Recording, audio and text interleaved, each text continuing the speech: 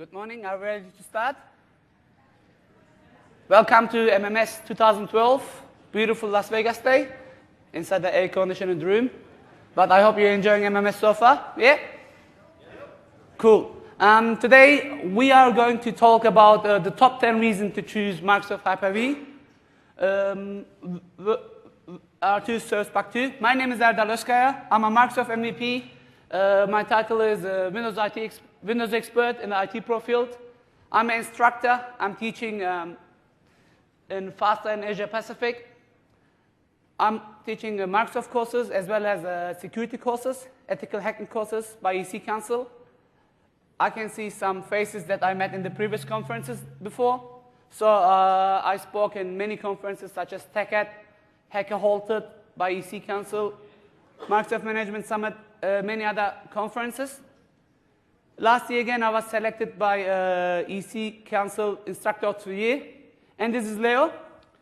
Hey, how's it going, everyone? My name is Leandro. You can call me Leo. I'm a Microsoft MVP. I'm also an MCT as well. And yeah, ready to go. You do work in IBM? Yeah, that's right. Working on the competitor as a technical specialist. And yeah, trying to change their mind to use Hyper-V. But that's another matter. So, Leo is going to help me today with a couple of demos. I thought having two people with accent will make your job easier. You notice our accent? Look, my one is not my fault. As you can see, you know, Turkish parents, but I was born and grew up in Germany, living in Australia. You know, this is what's coming out, I'm sorry. It has an advantage though. This accent hopefully is going to help you to concentrate and learn better. How do you think I'm getting all these awards?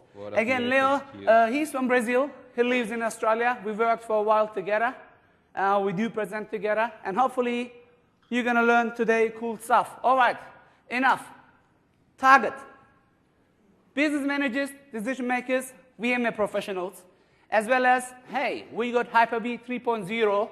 We got a beautiful demo. We are sure you're going to love it. And we are going to make this demo available in our blogs. You will get this later. So I didn't add it there, but we have a beautiful Hyper-V 3.0 demo with, I'm pretty sure you're going to love it, 100%. All right, 99%. The battle. Everybody knows. Hey, there is VMware. They used to lead the market. Microsoft joined the game, but everybody thinks Microsoft is new in the game. I'm pretty sure you heard the company called Connectix. And 2003, Microsoft, or let me ask the question other ways. Do you know Ben Armstrong, the virtual PC guy? Maybe you are following him on Twitter. He's the man in Microsoft virtualization. When Microsoft bought Connectix in 2003, so in 2004, they released their first product, which was Virtual PC. I'm pretty sure some of you used it before. 2005, Virtual Server. But to be honest, all right, it's been recorded. To be honest, it wasn't the product.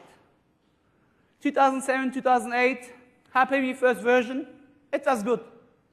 But the second version, Hyper-V 2.0, caught out the market.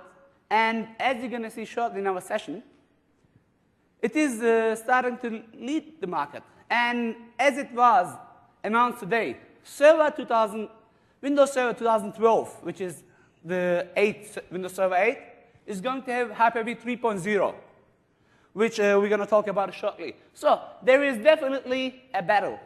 A battle, that's my little bird, a battle which is all about you, isn't it? Everybody is trying to win your business. Yeah, yes. This gentleman's not interested, probably, no? Yes, your business as well, sir. All right, what else? But there is two big competitors when it comes to virtualization platform. And both of them say, hey, you know what, we are better. Again, we are not Microsoft. We're going to tell our experiences from an industry perspective, okay? But we cannot make assumptions that we are not talking about Microsoft, just to make it clear. Virtualization. I'm pretty sure everybody knows what virtualization is, what types of virtualization is available. This is a management summit. If not, the reception is there. Ask for a refund. This is the wrong conference. Just kidding, just kidding.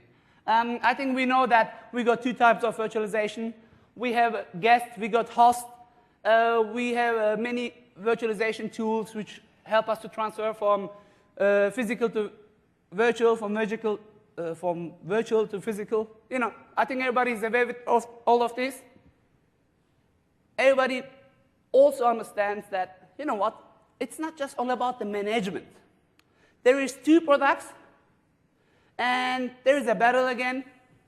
This battle is about not just management. VMware is focused in the hypervisor, where Microsoft is promising us the right tools for the right job. So not just the virtualization, as well as, you know what, we got the clients, we got the desktop, we got the mobile devices. And to be honest, 7.5, especially after Nokia joined to the game, is starting more promising.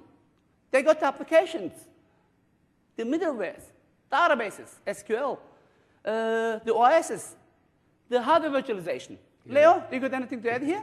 The idea is to think beyond the virtualization, not only the virtualization itself. Today we have the private cloud deal, and the virtualization is only the core concept. We have to think about management, monitoring, backup, and a single solution to do all of them.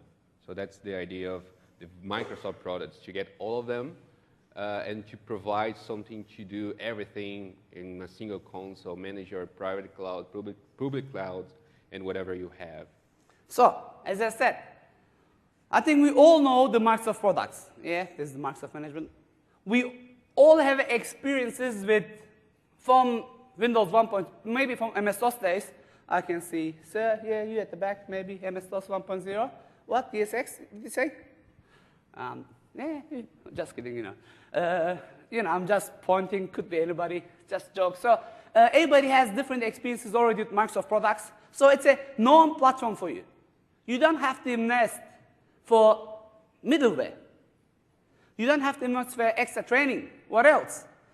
Why virtualize? Can somebody answer the question?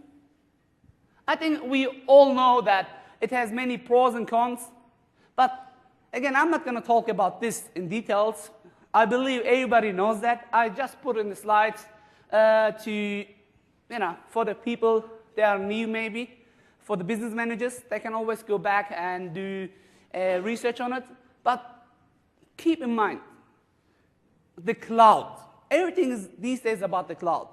If virtualization was not available today, probably we were not going to talk about the cloud.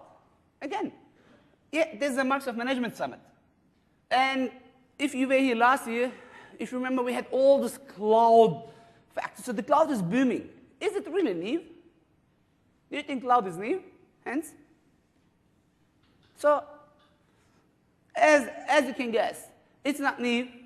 And as I said, I hope you all know why we need the cloud. So, the virtualization. It's the future which has started. When do you think it started? So, I'm going to ask this question a few seconds later again. But as I said, the cloud is the base, the virtualization is the base of the cloud. We all know there's two clouds. Cloud 1 with accent, the public cloud and the private cloud. What is the private cloud? You got your Hyper-V, you got a system center. It might be in your data center, it might be in your server room. You build your applications, it's all about you. What is the public cloud? You don't have to build anymore. All what you do is hire the space. You know that book reselling company? All started with them. They bought all the servers, they build infrastructure, and they looked at it, oh my God, we got too much space now. Too much power. What are we going to do with it? Let's resell. Isn't it? Amazon started the real battle. Then Google joined into it as well. Again, our focus is not the cloud. There are a couple of cloud sessions which I'm going to recommend end of the session. There is couple of things in common between public and private cloud. Leo, what are they again? Sorry, what was the question? The public and private cloud, in common stuff? So basically, you have the whole system within your company. You have everything on your hand. You can do whatever you want. And if with the public cloud, you have a company taking care of that for you. Some IT guys will not like that. Maybe some jobs will just disappear. But some new jobs are coming up, new cloud administrators, and that's why we've got some new certifications on this matter as well. It's all about, as I said, I don't believe that job is going to disappear. It's all about upskilling yourself, and at the moment you're in the right place. So we got the identity, single sign-on. We got the virtualization, management, deployment. Okay, I'm going to leave this for the other guys to talk about it, but there is one thing that everybody is going to optimize the cloud, and Hyper-V is going to be the base if you're on a Microsoft platform. The base of the virtualization platform. Then, if you want to have the management, you're going to put System Center on top of it, and then you might have the self-service provisioning software. Yeah. Do we have developers here? Some. Yeah. We've got one there. So, how easy is to a developer to install a server? They ask us, "Oh, I need a server. I need to do something." And that's very boring for us, but for them, we fight all the time, developers, yeah. IT pros. So, example of a self-service, they can open a web interface and they can just deploy a server or the whole service with a lot of servers, the database, the mid-tier, and the web server with just a couple of clicks. So that's an example of what a cloud can do for you, and you can do that in a single web interface. And the user can do that, deploy a server. How cool is that? So for the majority of the people, developers be coming. So we have only one developer here, is that right? All right. Oh, man. When is the virtualization going to be effective? I think this is an absolute question, right? Because it happened yesterday. So this is the time. Oh, what's this? Oops. That's an old one. Do you remember the clip art? Just thought it was going to be funny. You didn't like it, Seth? Yeah? It wasn't. All right, that's what I want to hear. Okay, what else? Who else is in the business?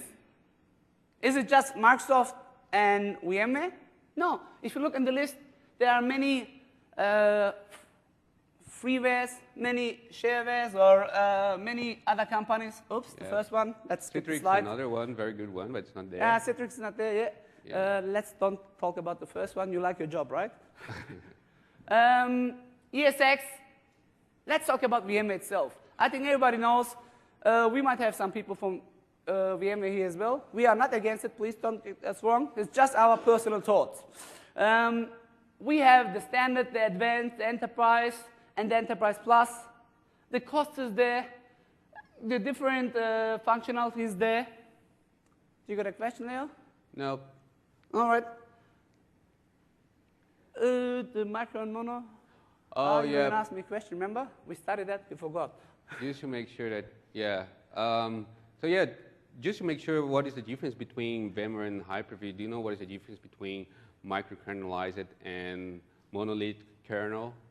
The monokernelized. We have two VMMs, as you said, right? Yes. And what is the difference between, and that's the core difference between VMware and the Hyper-V? So VMware is the using monolithic one? Sorry? Monolithic? The monolithic one. What is this? I told you I'm doing hacking, okay? The monolithic one is basically all the drivers sitting in the hypervisor level, which means, what was the virus name, Neil? The Blue Pill, yeah. Blue Pill. I don't know if you dealt about it. If not, please go to my blog. There is a virus which is aware of the virtualization platform. And because VMware is using that shared platform, a virus can jump through all VMs if you get infected. Of course, it's not the topic of today's, but please go to my blog or to Bing, Google, whatever. You will find many information about it. Where Microsoft is using the microkernelized, which is basically installing all the drivers inside the VM. So it's an isolated environment, which means if something goes with that VM, it will stay inside the VM. What if this VM connected and it's a worm? It's a different story. Again, this is just a basic differential which I wanted to highlight. So what Microsoft products are there? We have the Windows Server 2008 R2 Service Pack 1. Was it? I'm pretty sure you all dealt with it. We got this little Hyper-V console there. You can install it as a server role, or all what you have to do, go to Server Manager, click in the Add Role, select Hyper-V, select the network cards that you want to associate to Hyper-V. Then we have, it has the live migration. It has the scalability, the networking. I think everybody knows that. This is the Server 2008 R2 versions. I want to highlight one point, actually, and the virtual image rights. So if you're using Standard Edition, you got one free license included. Enterprise, 4, Data Center, Unlimited. Again, I'm not going to talk about the details here. Then we have the Hyper-V. As I said, you can use it as a role as well. Hyper-V is getting much better with System Center Virtual Machine Manager, as this is the management panel for that. Yep. This is the Hyper-V server role. You can go to Microsoft website for that link, download it. The very good thing, which has been highlighted also there, the live migration and high availability is coming included with Hyper-V server for free. What if you're not the PowerShell guy or the command guy? What's going to happen? As this is all, this is not GUI-based. So Leo, what is there a solution? So yeah, as a free version, we don't have the GUI interface, but we do have, as Erdo said, live migration for free and the high availability. But you can use the server, the Hyper-V configuration, as a sort of command line interface, but you can use buttons. You don't have to type the command line. For example, to set up the IP address, a huge command line, net hash age. Did you ever try type? So yeah, you can just type the numbers in there and just follow up the screen. Or you can use the GUI interface as a sort of PowerShell script, but you have a GUI and you can use some advanced stuff. You don't have to use the command line interface if you want. So the base configuration on Windows, Windows Update, and the other configuration, you can just use the core config. It's a free software, and you can download for free from the Codeplex website. Which will add the graphical interface to your Hyper-V server, which you download as the main component. Then we have System Center. When we say System Center, these days, most of the things going on the same umbrella. We got the SCCM, which is the System Center Configuration Manager, is usually for device management. What we do is we run software inventory, deployment. Basically, you might use a MDT with System Center Configuration Manager together, and you deploy Windows 7 or hopefully soon Windows 8. Then we have the Data Protection Manager. Again, I'm pretty sure you will go to Oren Thomas's session. He got many books, highly recommended. It's all about the backup and the restore. Then we have the Operations Manager. It's about the server, the storage, your computers and the applications. It's going to keep an eye on all of this. It's going to alert you. Hey, you know what? There is an issue. If you have Server 2008 reporting services included there, SQL reporting services, it will also send you reports. Service Manager, which is ticketing software, ITIL-based. You can purchase it as well. Our main focus is, of course, the System Center Virtual Machine Manager. Leo, what was it doing again? Yeah, we have the three other configurations, the System Center VMM, Virtual Machine Manager, the sort of, I like to say, System Center data center manager. You can manage your whole data center in a single view, your storage, your servers, your virtual servers. You have the app controller to get all your clouds, private and public cloud, together in a single view. And you also have the orchestrator to do the configuration and to automate the task to your computers. And it doesn't matter if it's a virtual or physical computer. It's a single example. If you have a VMware farm, you have vCenter managing every VMware host that you've got.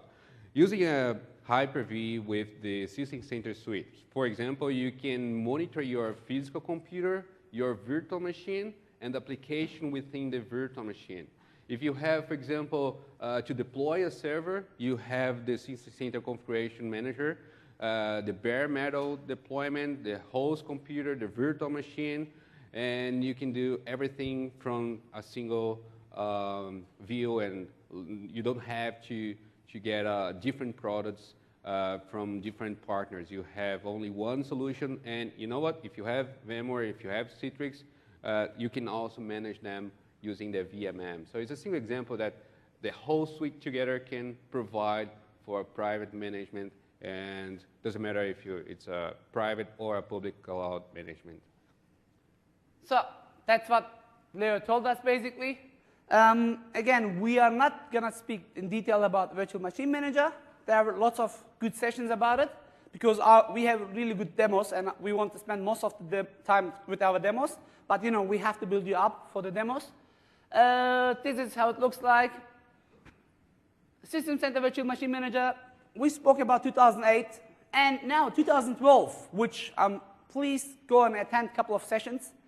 You know, 2008 was really doing a good job, but with 2012 now, I can tell you there is close to 70% changes. Leo, do you mind highlighting very shortly the changes? Yeah, 30% of the configuration that we have and the settings from 2008, we have on 2012. So we have a lot of new features. And as I said, I like to say System Center Data Center Manager. You can manage your whole data center, not only the virtual computer, but the physical computer as well. You can create a template, a server template, a service template. As I said before, you can create a lot of virtual machines with just 3 or 4 clicks, and you can manage your storage. You can get some network configuration, and you can put all of them together, and you can also create a private cloud. So using VMM, you can manage that, and as I said, doesn't matter if you have VMware, Hyper-V, or Citrix, you can manage all of them together in a single view. So Virtual Machine Manager is also adding the management capability to your VMware environment. So you can, if it's you know, the default VMware hard drive file extension, you can export the virtual machine from a VMware environment into a Hyper-V environment. It supports basically many different, of course, nearly all from Windows 2000 Service Pack 4 till Windows 8. It is supporting all Windows storage servers, a couple of Linux SUSEs, Red Hat. So this is the guest operating system, but this is what you are probably here. Why Hyper-V? This is the main question. Why should you use Hyper-V? I want to switch to my laptop here. I got a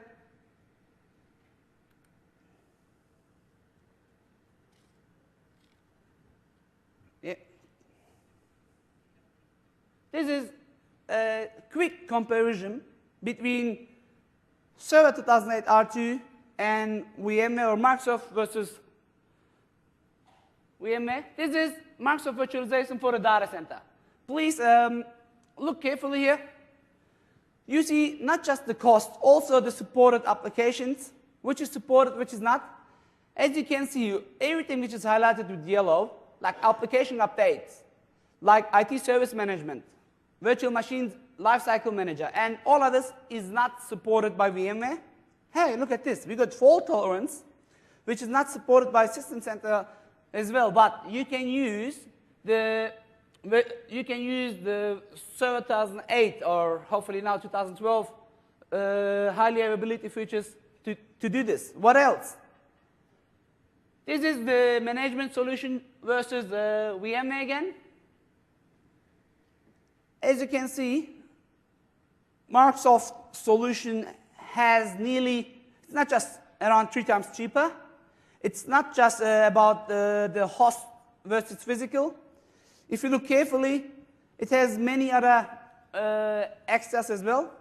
What else do we got there? This is for small and mid-sized businesses. Not everybody is working in an enterprise. It's not just about now the management. It's not just about the licensing. It's also, it's also about licensing, the cost factor.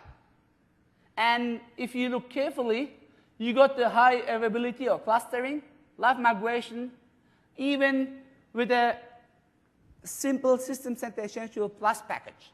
Yeah, people normally say that people select Hyper-V because of the price. And as we can see here, it's not only the price. We have some features and we have some capabilities that can provide something else, not only the virtualization. And we have some demonstration later about Hyper-V 3. So we are focusing Windows Server 2008, but with some new improvements, I think that's going to be easier to adopt if you have right now VMware or something else. So I would like to highlight it again. Microsoft solution is not just about the physical, it's also about the virtual. So for both factors, okay? I think that's it with this. Oh no, this is from a couple of industry experts. To be honest, I went to Bing and I searched it. This is from, I think, ZDNet. I just edited this morning and I said, what is in the industry? Of course, there are a couple of websites which shows not everybody is thinking this way, but to be honest, I do go to ZDNet a lot. This is from a case study, not because he lives in Canberra, which is the capital of Australia, not Sydney. Okay, this is from Microsoft website again. This is again from random. I found this, to be honest, they're not giving me commissions, but I'm going to call this number ask for money because I'm doing now, again, they do have the comparison chart there. This is another college in Melbourne, Australia. So, do you mind switching to my other slides? There you go. This is Hyper-V versus VMware 5 in highlighted details. So this is from that website. You will see the cost is a big factor, but not everything. What does this mean? Many people, and this was the session title. So from 2008 till 2009, the Hyper-V growth was a lot. I think it's time to talk demo. I know you saw enough slides. I want to do a couple of demos because we have a really good demo coming up now. But many people think that Hyper-V is only used with small businesses. But if you look on the screen, it's not just in Australia. Like Target, for example. Yes, we do have a Target in Australia as well. Denizbank, Turkey, Rota Costa, Sweden, Intel, Coles, all these companies already switched to Hyper-V. The market, as I said, you don't have to sit down and do extra training. Around 72% of the market is utilized by Windows. Yeah, 11% is unlicensed. What about users? You're using licensed, right? No? Good. Best-in-class performance. This is the example for people that think that Hyper-V is not ready for large environments. So I heard that before as well. Yeah, Hyper-V is not good for large environments. So we have some examples here of products running very large environments, and we have some new examples with Windows Server 2012 as well, with very interesting results. We are not going to share that right now, but you will see that later with some other information of Windows Server 8. But yeah, just a couple of examples of Hyper-V with large environments. By the way, did you start to learn a little bit Germanish? German, English, and Brazilianish? Portuguese, yeah. Portuguese, that's the part is there. No, I've done it for Spanish, purpose. Right? They love it. Any other Brazilian or Spanish speaking, Yeah, they love that. Brazilians here. They love that. I've done it for purpose. Don't kick me for that. All right, Leo, can we switch quickly switch to demo. Let's show, again, everybody's using 2008 for a long time. Instead of going what you know, real quick demo to wake you up instead of I turn on my music again. It is, I think, number 8. Number 3. 3, I switching there. So yeah, that's a very simple demo of Windows 2008 R2. If you are managing now Windows 2008 R2, would be interesting to make sure that your system health, everything's okay. And we have a new feature of Windows Server 2008 called Best Practice Analyzer. So you can make sure that everything is based on the Microsoft best practice. You can make sure that you have all the configuration made by Microsoft, and you don't have even to double check every single one of them. So you can just, for example, run here. We did that before to save some time. You can double check here, for example, what is wrong, the warning, how to solve that, what do you have to do to improve that. For example, we've got a warning here for server core installations, a best practice to use the server core because we have less footprint, we have more performance, and we have more security as well. We don't have the help desk guys using Internet Explorer, for example, to download a lot of add-ons and weird things. They don't do that, yeah. But, you know, you can just double check here if everything's okay. We also have the new features, dynamic memory here. So every virtual machine, if you double check on memory. Not that new anymore, but. Yeah. We have here the dynamic settings, dynamic memory. So the virtual machine can, Hyper-V can borrow the memory from virtual machines from one to another virtual machine if you have a workload running there. And yeah, that's a very simple demo, very small demo, but we want to focus on Windows Server 8, so we have some new demos real demo, Windows real Server demo, creating virtual machines, okay? everything. That's so yeah, why I want to go quicker let's here.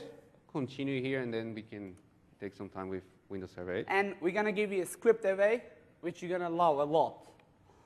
Everybody's going to get it, by the way, when I say give away.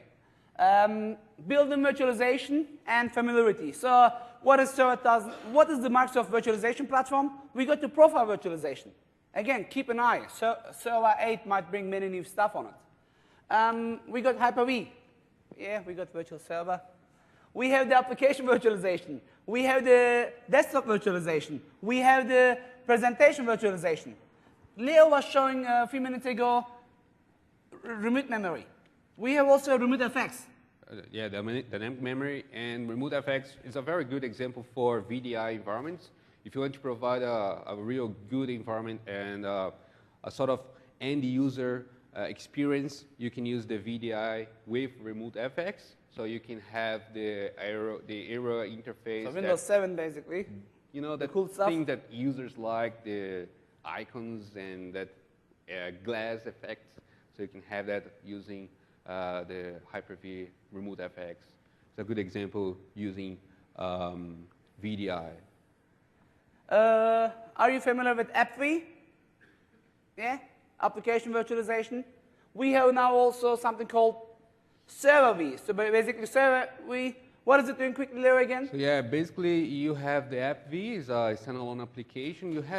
We had a server for AppV, but this is a new feature of System Center Virtual Machine Manager. You can get your virtual applications and you can deploy them, and server application as well, as a feature of VMM. So you can manage all of them together using VMM, and you can deploy the applications using a single packet, and you have that functionalities and benefits of AppV. You don't have to deploy the application. Basically, you just need to send the application, and you can run the application from the packet itself.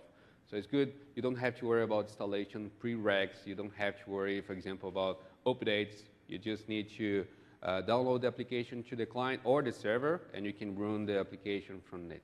Again, you might have, two applications which they don't like each other, but you can install them and totally isolate them from each other in a different location. Is it time for demo, Leo? Not yet. Not yet? Oh, it's a good one. I'm excited to show it to you. Again, this is a bit marketing slide at the moment. That's the current market infrastructure. I'm going quick. Microsoft is catching up by the scalability. You saw that email. At the moment, I think there is no competitor products. I don't want to mention some other products name. SQL, SharePoint.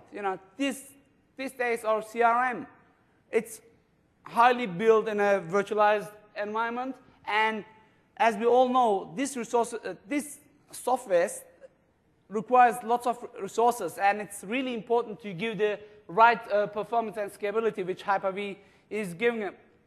Also, we talked about the cloud, where applications require additional resources, where people want automated tasks. They don't want to deal with installation, with management anymore. So while adding System Center to the game, it will not just make it automatic, it will also adjust the capacity and capability. Remember we spoke quickly about System Center products? Licensing, we spoke about it. So many people come and ask Microsoft, hey, you know what? I want a cloud which is easy to scale up. I want a platform which I can run my applications on the web. I want something which I can manage with very less training. I don't have all this budget anymore. The economy is going down. I want to fully customize everything. So, how can we do that? I'm not going to talk licensing again. Let's start with our Hyper-V 3.0, and I think we're going to talk. We have maybe 5 or 10 minutes more talks. The rest is going to be demo, which I'm pretty sure you're going to love it. Please don't disappoint me. Hyper-V 3.0, it's coming. We have the new PowerShell 3.0. I don't know if you remember the first PowerShell. We had around 200 commandlets. With the second one, we had a bit more.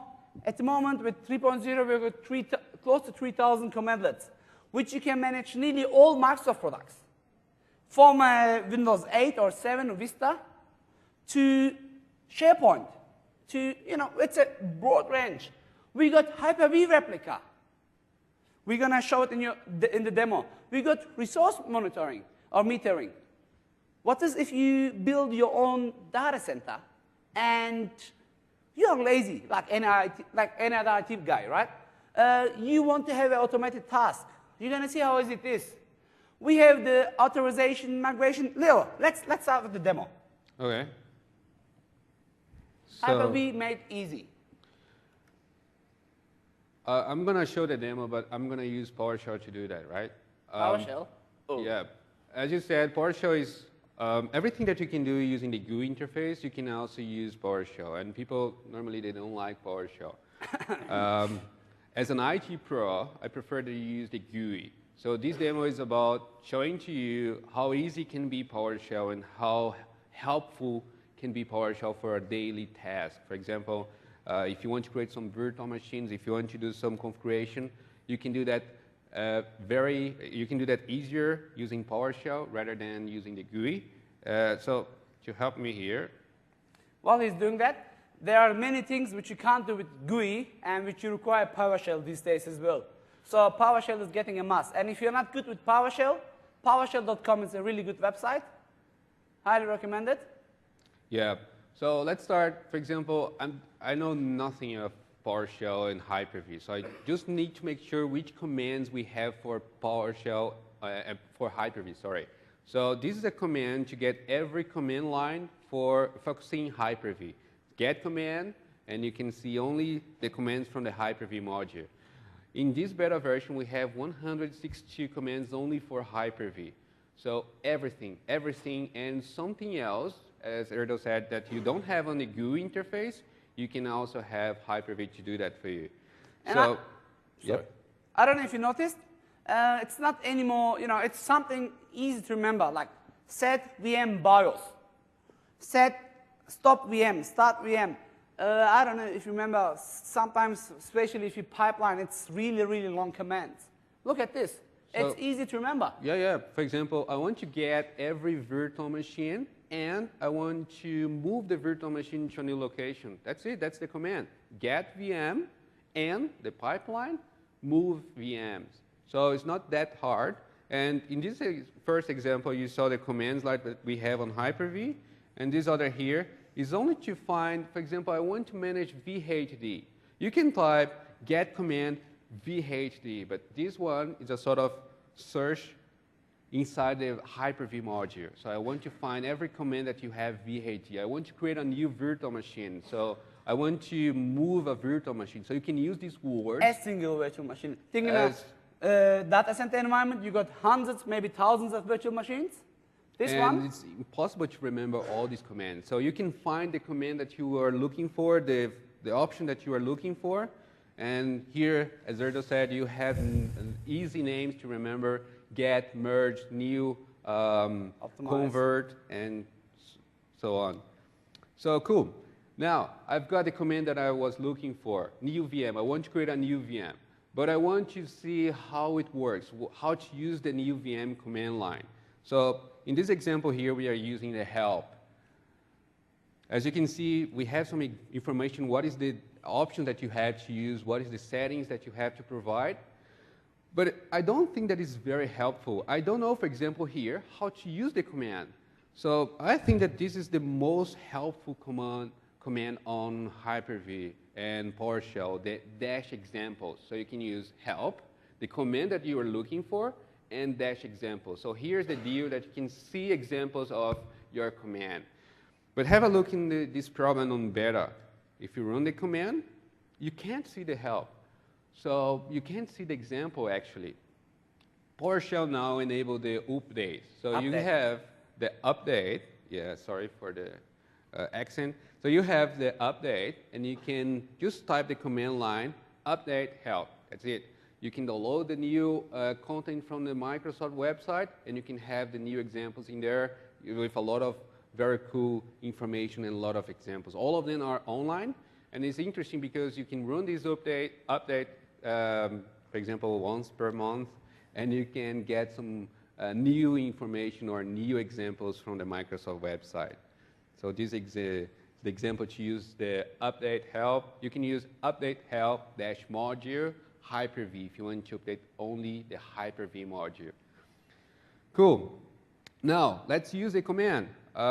New VM. So Erdo, have a look in this command. Okay, look.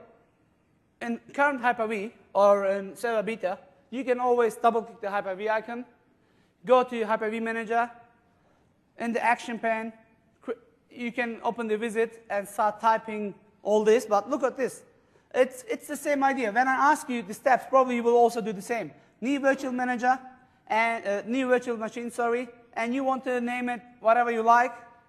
You want to have a startup RAM assigned with 512 megabytes, and you want to save it in the X location. In this case, it's Hyper-V C. Once you type enter, you type it and go to enter.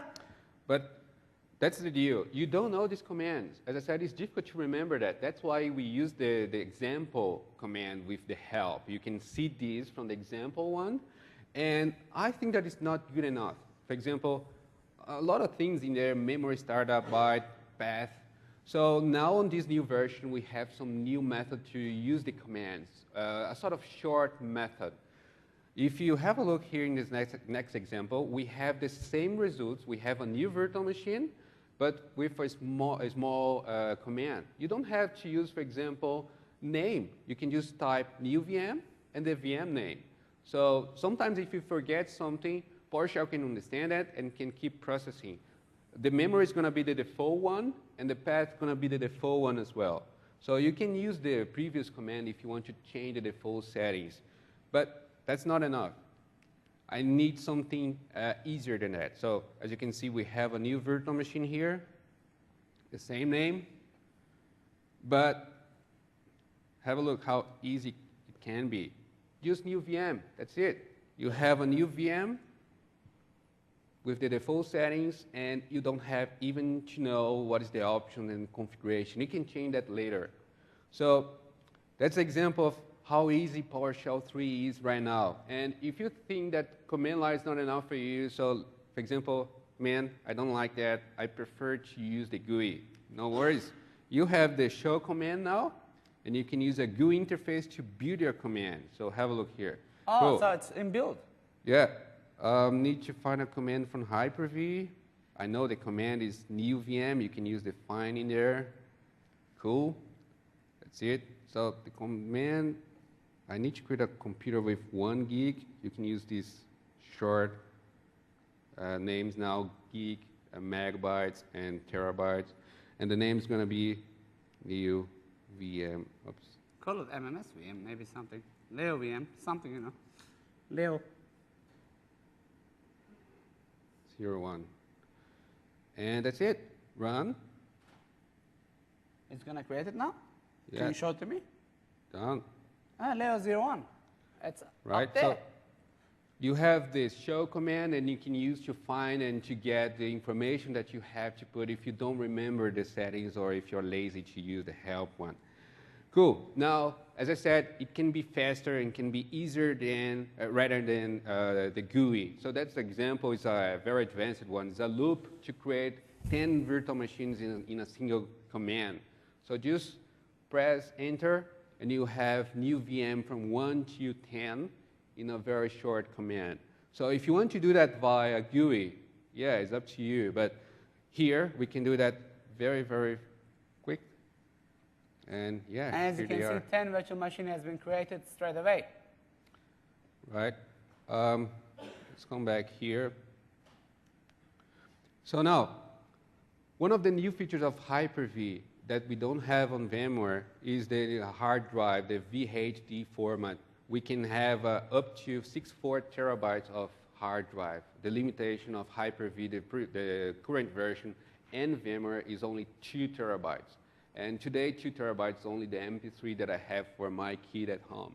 So now you can have a lot of data in a single VHD. You can also use the pass-through disk, but for a single VHD, that's a very nice limitation. And that's it, creating one new VHD using 60 terabytes. So as you can see, you don't have to put 60, 0000. You can use these single names to create your virtual machine or your virtual hard drives. So cool, now I want to add that virtual hard drive to my virtual machine using command line. Just using the And you select the method as well, like pass-through. Just to show the results on the command line. So some of them, they just run and you can't see the results. So yeah, done. Just have a look here. We've got the virtual machine called MMS. Yep. And this, yeah, you showed quickly. You can. Yeah, show it. And it's been beautiful. Is it just for, you know, I noticed that this IDE, please keep in mind, this is a laptop, okay? If you have a SCSI, it's been also supported. Or if you have also, we were talking about SAN, it's been also supported. Fiber channel as well. Fiber channels. Yeah. In this example, you know, that's my little laptop here. And this is showing IDE, but this can be based on your environment. Yeah, one of the new features is that you can add up to 4 fiber channel controller to a single virtual machine, not the host, but the virtual machine itself. So yeah, this is the new virtual switch. So I'm just creating a virtual switch here very quickly called internal vSwitch. Done. And now, as you can see, I'm adding all of them to a single, all these, this single switch to every virtual machine starting with MMS. So basically, add the virtual network adapter, the virtual machine name that you want to get, MMS star, and the virtual the NIC that you want to add, right? Okay. Press enter. Let's go proof it. One of them here, just double check. That's it. That's NIC.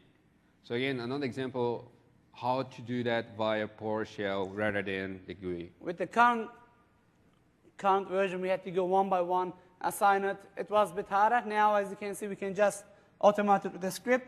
So can you see we've got the internal switch layer? I want to add that to every virtual machine. So, cool.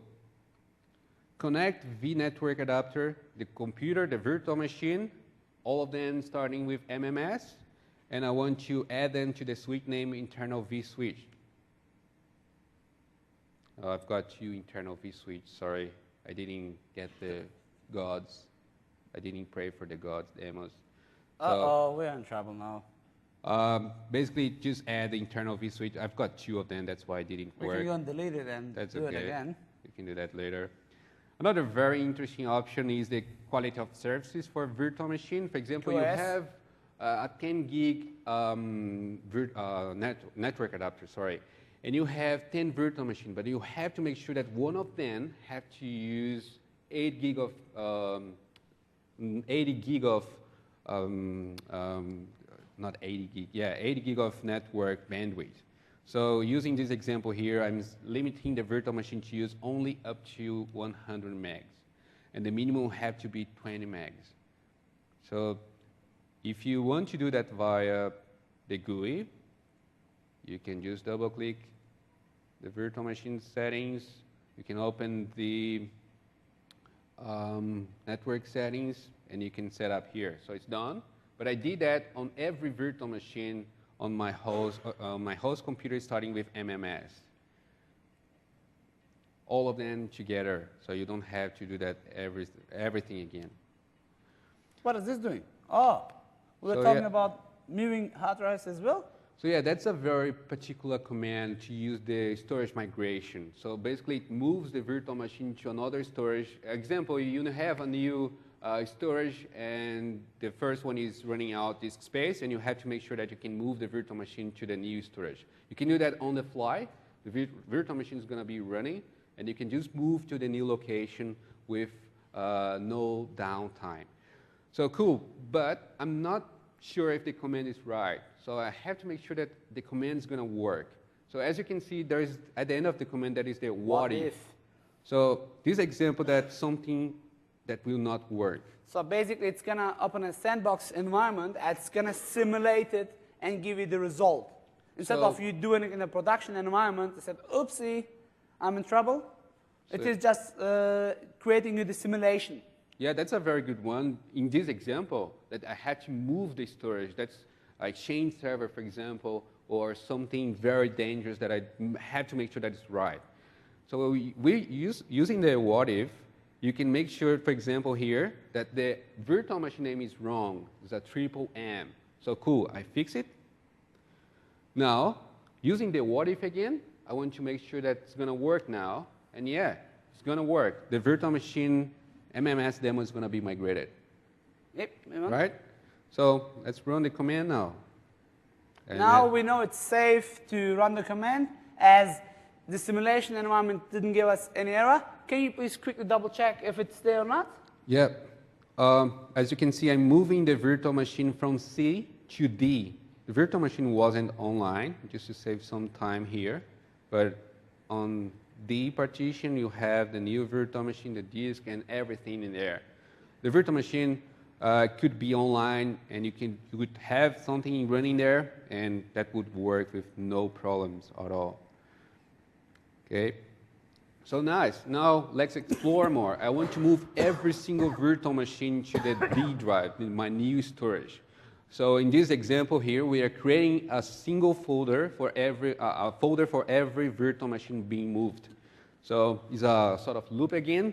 Have a look in the get command to get your virtual machines, and the pipeline using the move VM storage. So I'm getting the virtual machine names, and I'm creating a new folder using the virtual machine name.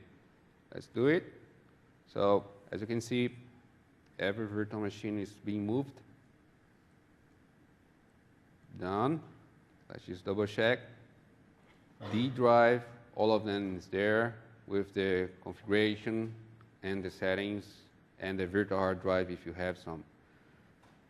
Again, we can definitely run these virtual machines as well, but again, we have a limited RAM. Just an example how it runs.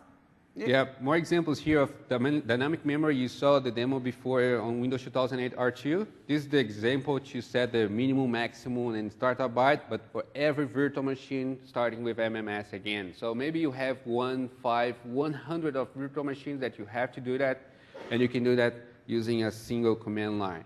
And all these examples you can get from the help. As I said, just get help, the command line, and dash examples. You don't know what is the command, for example, set VM memory, just use the get help, a show command, and the command that you are looking for, sort of search. That's it. Let's just double check here though. Is it there? One of them, yep, memory, it's done. So I enabled, and I set up the minimum and maximum memory configuration. Done. So let's start the VMs. As you can see here again, using the pipeline. Instead of going to the Hyper-V management panel and select all, right-click start. Yeah, it's not that hard, right? Select all of them, right-click start. But we so can you just get all VMs, and starting with MMS again, and start a VM. Do you mind press enter? Can I just quickly switch here and sure. see it live? Oh, the other one. Not this one. Oopsie. Yeah. And as you can see, it's started to run them. And probably it's going to stop now. We got RAM limitations. Yeah. No, it's running. Yep. Four of them. Cool. Cool. Now, one of the features that you saw is the resource metering. Let's say that you have a lot of virtual machines for every department, and you want to create a sort of report to show what is the resource that the virtual machine is using. For example, memory utilization, processor utilization, disk utilization, and network utilization. I want to make sure how many gigs or megs the virtual machine is using to access the internet, how many downloads and gig that virtual machine is downloaded from the internet, and I can create a sort of report, and I can give to the customer whatever, or the for private department. clouds, for example, if you have a host system and you will have a lot of different clients, you can enable the resource metering. And that's an example of something that you have only via PowerShell. You don't have a GUI interface to that. But you will see later, there's some examples on Microsoft website to extract reports, some very cool reports using HTML and web interface to see that. So it's not because it's PowerShell that you have a poor report or a poor functionality. So here, enabling all of them, done. And now we have the virtual machine being running for a couple of seconds, but we can measure the VMs right now. So I want to get every MMS virtual machine. I want to see the resource utilization. So yeah, we don't have difference here between them because the virtual machine is running for 1 month, a couple of seconds, but you could see there every virtual machine and the resource utilization per virtual machine. You can add something else. For example, I want to see there at the end, internal network, my DMZ access, and the external network. So you could see the internet access per virtual machine in meg, gig, whatever you want. And yeah, that's a good example to create some reports of what every virtual machine is using. So yeah, that's the end of this demo here. Before we switch, I'm gonna make this probably we're gonna make it this script available for you. All right? If you where is it stored in C drive? Oh, the script? Yeah. Yeah, C drive, MMS demo, MMS 2012. MMS 2012. Not this one. the other one. Yeah, that's a very nice example. Here, this is the demo that we run. All the steps was pre-configured there. So if you're not good with PowerShell and you have to do it all the time, with previous PowerShell, what I was doing is, to be honest, I had a text sheet with most comments that I'm using. I used to copy, paste, and edit. But now, as you can see here, I can just put the PowerShell ready for me, load the script, and press enter. We didn't have to type it. We done it, of course, not because we don't know how to type it. Yeah, our writing is not bad as our accent. But this is making the life easier as well. You will understand me, right? So when it's come to accents. Yeah, so basically we've got all commands here in this demo file, and we use the command called start demo to run the commands for us. So that's a very nice example that you open here, Erdo. If you like to do some advanced PowerShell scripting, you can use this new PowerShell ISE. This new version, for Actually, example, it's not brand new. We had it inside the software development kit as well. So if you had the software development kit, you could just install it. But now it's been pre-built, right? Yeah, that's right. Let me show you a very quick example. For example, here, new VM. Can you see it's something like Visual Studio? Not something like, exactly like. Yeah. So, it disappeared. So The programmer. dash, I don't remember, dash, right, dash name, that's it. So name, the virtual machine name, and dash, what else can I do? So yeah, VHD path, memory startup byte. So you can use this GUI interface to create your advanced PowerShell, and you have sort of browsing here to find every command for you. So more options to get lazy. Anyway, this is PowerShell. Yeah. We are not just doing PowerShell here. That's it, right? Yeah. Let's switch to quickly what we've done to recap. As you can see, Hyper-V added, I believe, a couple of cool stuff to make our life easier. Now we're going to have more time to play solitaire. This is another example, the Hyper-V versus VMware 5. The most important thing, please look at the bottom one, bottom two, VMs per cluster node and maximum guest virtual disk size. Maximum nodes per cluster as well. Now we support up to 64 nodes per cluster. The limitation right now in 2008 is 16. Now we can get up to 64 nodes. So we know that 2008 has some limitations right now that comparing with the new version Hyper-V of VMware is not that good. But now with the Hyper-V 3, they will be almost the same. And some of them is going to be better, as you can see here. So a lot of processor, as you can see, memory is better as well. The memory for per virtual machine is a double as well. Okay, to recap again, we get the SRV. What was this again, Leo? Yeah, basically you can add a network adapter directly to the virtual machine. We don't have that right now, but on this new version you can get your network adapter and you don't have to pass through a virtual switch. It's a sort of pass-through network adapter. Right, you had that on VMware, right? But have a look in the directory assignment on VMware. You have a lot of limitation if you do that. For example, you can't use the vMotion on VMware if you have that. You can't stop and or save the virtual machine. But we do have that on Hyper-V. You have a directory assigned virtual network adapter, but you can live migrate the virtual machine to another computer. That's made by the configurations on our SRIOV. So that's a very nice feature.